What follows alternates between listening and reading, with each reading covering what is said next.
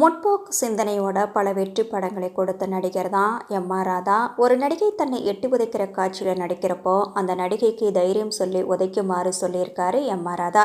தமிழ் சினிமாவில் முற்போக்கு சிந்தனைகளுடன் படங்களை கொடுத்த பெருமைக்கு சொந்தக்காரர் எம்.ஆர். ராதா.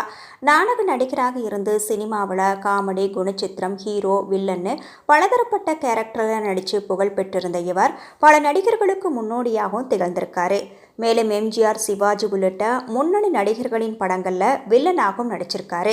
சினிமாவில் முன்னணி நடிகராக இருந்த போதும் நாடகங்களில் நடிப்பதை தொடர்ந்து வந்த எம்.ஆர். ராதா ஒருமுறை ராமாயணத்தை கிண்டல் செஞ்சு ஒரு நாடகத்தை நடத்தியிருந்தார்.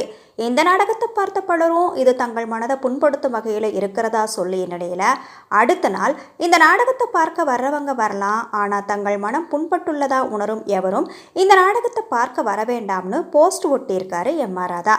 அந்த அளவிற்கு முற்போக்கு சிந்தனையுடன் இருந்த எம்.ஆர். ராதா ஒரு சில படங்களில் ஹீரோவாகவும் நடிச்சிருக்காரு. எம்.ஆர். ராதாவுக்கு பெரிய வெற்றியை கொடுத்த படம் தான் ரத்த கண்ணீர். இன்றைக்கும் பேசப்படும் ஒரு படமாக காலம் கடந்து நிலைத்திருக்கும் இந்த படத்தில் ஒரு மனிதன் எப்படி வாழக்கூடாது என்பதற்கு உதாரணமாக எம்.ஆர். ராதா நடிச்சிருந்தாரு. இதில் ஒரு கட்டத்தில் குஷ்ட நோயாளியாக மாறும் எம்.ஆர். ராதா தான் பழகிய ஒரு நடிகையிடம் சாப்பாடு கேட்க போவார். அப்போ அந்த நடிகை இவரை பார்த்து அருவருப்பாக இருக்குது, என்னை தொடாதேன்னு எட்டி உதைக்கணும். அந்த நடிகை தான் காந்தா கேரக்டரில் நடித்த நடிகை எம்.என். ராஜம். இந்த காட்சியில் நடிக்கிறப்போ மாடிப்படியில் எம்.என். ராஜம் மேலே இருக்கிறப்போ அவருக்கு கீழே எம்.ஆர். ராதா நிற்பார். அவரை எப்படி எட்டி உதைக்கிறதுன்னு தயங்கிய எம்.என். ராஜத்துக்கு எம்.ஆர். ராதா தைரியம் சொல்லி நடிக்க வச்சிருக்காரு. காட்சி படமாக்கப்பட்ட போது எம்.என். ராஜம் அவரை எட்டி உதைச்சிருக்காரு.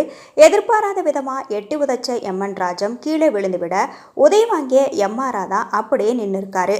அதுக்கப்புறம் எம்.ஆர். ராதா மீண்டும் அவருக்கு எப்படி நடிக்கணும்னு சொல்லி கொடுத்து பயமாக இருக்குன்னு சொல்லிட்டு உதச்சிக்கிட்டே இருக்காத, ஒரு ஷாட்டில் முடியும்னு சொல்லி அந்த காட்சியை படமாக்கியிருக்காரு. காட்சி முடிஞ்சதுக்கப்புறம் தெரியாமல் செஞ்சுட்டேன், மன்னிச்சிடுங்கன்னு எம்.ஆர். ராதாவிடம் காலில் விழுந்து மன்னிப்பு கேட்டிருக்காரு எம்.என். ராஜம். இதை கேட்ட எம்.ஆர். ராதா தெரியாமல் யாரும் எதையும் செய்துவிட முடியாது, நீ ரொம்ப நல்லா நடிக்கிற, நல்லா வருவேன்னு சொல்லியிருக்காரு. அந்த காட்சியில் நடித்தது தான் எனக்கு பெரிய ஹைலைட்டாக அமைஞ்சதுன்னு எம்.என். ராஜம் ஒரு பேட்டியில் சொல்லியிருக்காரு.